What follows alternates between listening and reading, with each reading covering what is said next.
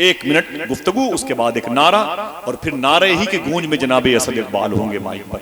उनकी आदत है, कभी कभी शुरू में माइक पर आते हैं तो 1-2 कलाम वो आंख बंद करके पढ़ते हैं, तो लोग समझते हैं कि शायद आज इन पर किसी कैफियत का गलबा है, मतलब कोई जज्बी कैफियत है, बड़ी शाइस्तगी से बहुत ही सुकूत वाले लहजे का इस्तेमाल कर रहे हैं। वो भी आपकी खामोशी का इल्ज़ाम लेते हैं। फिर जो उनकी वो भारी भरकम आवाज़ के दिलदादा हैं, वो समझते हैं कि आज वो रंग नहीं मिलेगा तो चलो आराम करते हैं। फिर जब वो चले जाते हैं तो ये उनके जाने का इंतज़ार करते हैं, फिर ये अपनी लय में आते हैं। तो मैं आपसे चुपके से एक राज बताता हूँ, इनके 1-2 कलाम की खामोशी को सुनकर कोई बड़ा फैसला जल्दी मत कीजिएगा। इनकी आदत है, जब लोग ज्यादा होते हैं तब बहुत अच्छा पढ़ते हैं, या लोग जब कम होते हैं तब बहुत अच्छा पढ़ते हैं। और आज आप बैठे हैं, ज्यादा हैं तो अच्छा पढ़ेंगे, लेकिन 1-2 कलाम बड़ी शाइस्तगी से सुनिएगा। आप तैयार है? माशाल्लाह।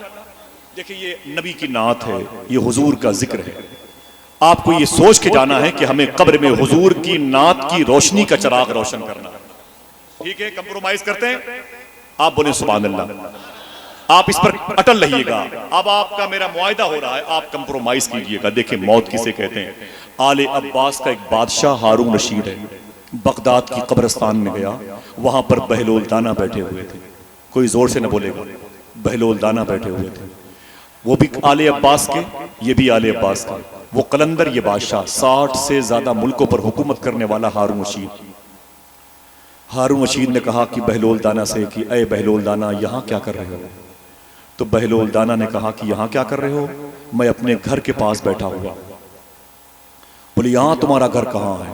बोले, इसी कब्रिस्तान में कोई 3x6 का एक मेरा भी घर है, मैं अपने घर के बाहर बैठा हुआ हूँ। तो हारून रशीद ने कहा, आबादी में क्यों नहीं रहते? तो बहलोल दाना फरमाते हैं, मैंने इसी कब्रिस्तान को आबाद होते हुए देखा है, मैंने इसी कब्रिस्तान को आबाद होते हुए देखा है। कहा क्यों? कहा मैंने यहां से निकल के आबादी की तरफ जाते हुए किसी को नहीं देखा, आबादी से निकल के कब्रिस्तान आते हुए बहुत सौ को देखा। बोले ना, सुन ले मेरी बात को, सुन ले, मैं दिल तक एक बात पहुंचाना चाहता हूं। आप खुदा की कसम लेके जाएं, एक बड़ी अजीम शख्सियत का उर्स है, बड़ी अजीम जात का उर्स है। बहलोल दाना से हारून रशीद ने कहा कि मैं बादशाह हूं, मेरा नाम सिक्कों पर है, रिजवान भाई, मेरा नाम सिक्कों पर है, मेरा नाम सोने चांदी के सिक्कों पर रकम है, खुतबे में इमाम मेरा नाम लेता है, मैं हारून रशीद बादशाह हूँ, मुझसे कोई चीज़ मांग ले। बिशारत दिन के इस तारीखी मुशायरों में आने वालों, दुनिया के 200 से ज़्यादा मुल्कों के लोग आपको देख रहे हैं या कल के बाद से देखेंगे। सुने, हारून रशीद कहता है कि आप मुझसे जो चाहे मांग लें। बहलोल दाना कहते हैं, मुझे जो मांगूंगा दोगे? कहा दूंगा। कहा मेरी उम्र बढ़वा दीजिए। बहलोल दाना ने कहा मेरी उम्र बढ़वा दीजिए। हारून रशीद रो पड़ा, कहा हुजूर ये मेरे बस में नहीं है, मुझसे कुछ और मांग लो। तो बहलोल दाना कहते तुम्हारे पास ताकत है? कहा बहुत है। कहा फौज है? कहा बहुत ज्यादा है। तो कहा ऐसा करना, जब मौत का फरिश्ता मेरे घर आए तो फौज भेज के रुकवा देना। कहा चक्कर आ गया, कहा कि मेरे बस में नहीं है, मुझसे पैसे मांगे, मुझसे दौलत मांगे। इतना सुना तो हारून रशीद के गिरेबान पकड़ के बहलोल दाना बोले, अरे जालिम, तेरे पैसों को मैं क्या करूंगा? देख धसी हुई कब्रें, देख टूटी हुई कब्रें, देख कब्रों पर ये मिट्टी की चादर पड़ी हुई है, कतबे जिनके हैं उनके नाम की जगह पर दूसरों के नाम ने कब्जा कर लिया है। ये कफन के तारों पौध बिखर गए हैं, लकड़ी के तख्ते गायब हो गए हैं, गोश्त का लिबास उतर गया है, हड्डियां जोड़ से अलग हो चुकी हैं, उनकी एक दूसरे से लड़ाइयां चल रही हैं, कब्र के मुर्दे के नामो निशान मिट गए हैं। तेरे पैसे वालों का अंजाम देख, और अगर देखना है तो रब की मोहब्बत की चादर ओढ़ने वाले का, तो जाके देख, मदीने में मेरे आका का रोजा आज भी चमक रहा है, नजफ अशरफ में मौला अली का दरबार आज भी चमक रहा है। इतना सुना तो हारून रशीद को चक्कर आ गया। अल्लाह अल्लाह, ये कैसे लोग हैं? तो दोस्तों, खशियत इलाही की चादर ओढ़ ली है, तो अब आइए इश्क मुस्तफा की तरफ चलते हैं। तैयार है? नात वो पढ़ता है जिसे नात पढ़ने का हुनर आता है, हुजूर की बातें वो करता है जिसको अल्लाह ने चुन लिया हो, हुजूर पर की बारगाह में खिराज तहसीन वो पेश करता है जिसका इंतखाब रोज़े अज़ल से हो चुका हो। अल्लाह का शुक्र है कि पूरी दुनिया में अपनी शाइस्तगी, अपनी सलासत और अपनी मखमली आवाज़ की बुनियाद पर छोटी छोटी सांस का बहुत ही पाकीज़ा इस्तेमाल करने का हुनर तकरीबन 30 साल से बदरजे अतम उसके यहाँ मौजूद है। और उसने फिर ऐसी भीड़ जमा की है कि वो लोग जो किसी महफिल में नहीं आते थे, अब नबी की महफिल के अलावा कहीं जाते नजर नहीं आते। उसका नाम लोग सुनते हैं, 50 लाख से ज्यादा उसके फॉलोअर दुनिया में पाए जाते हैं, 200 से ज्यादा मुल्कों के लोग उसको जानते हैं, उसे पहचानते हैं। उसका नाम सुन के अपने दिल को कारपेट बना के उसी पर उसको चलते हुए देखना चाहते हैं।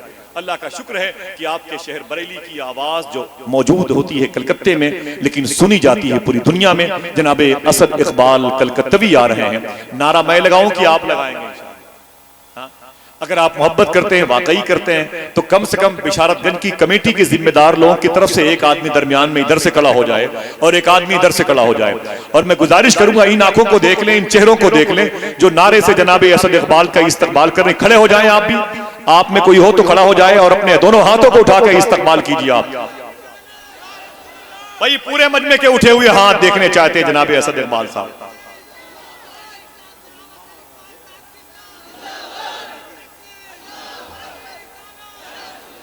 माशाल्लाह, ये आवाज इधर से कोई नहीं आई भाई, इधर से कोई एक नारा अब तक नहीं लगा। एक नारा लगा दे आमिर भाई, कोई ना मिले तो फिर आपकी बारी है।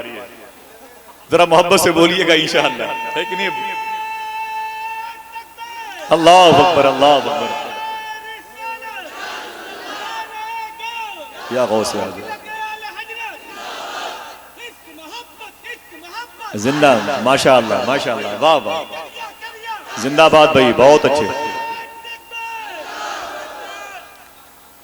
मैं अगले साल परिंदों का दिन मनाऊंगा, मेरी करीब के जंगल से बात हो गई है। मैं अगले साल परिंदों का दिन मनाऊंगा, मेरी करीब के जंगल से बात हो गई है। अभी भी याद है काबे से वापसी का सफर, मैं हम्द लिखने लगा था कि नात हो गई है। हुजूर का जिक्र अगर आप सुनना चाहते हैं तो सुनाने के लिए जनाबे असद इकबाल, आने वालों के लिए एक शब्द, बैठने वालों के लिए एक मौका, जलसे के लिए खतीब और कामयाबी के लिए एक शायर जनाबे असद इकबाल काफी है। आइए बड़े अदब और एहतराम से उनकी आवाज की रस्सियों के सहारे से हुजूर के दरबार में पहुंचे। जनाबे असद इकबाल कलकत्ता।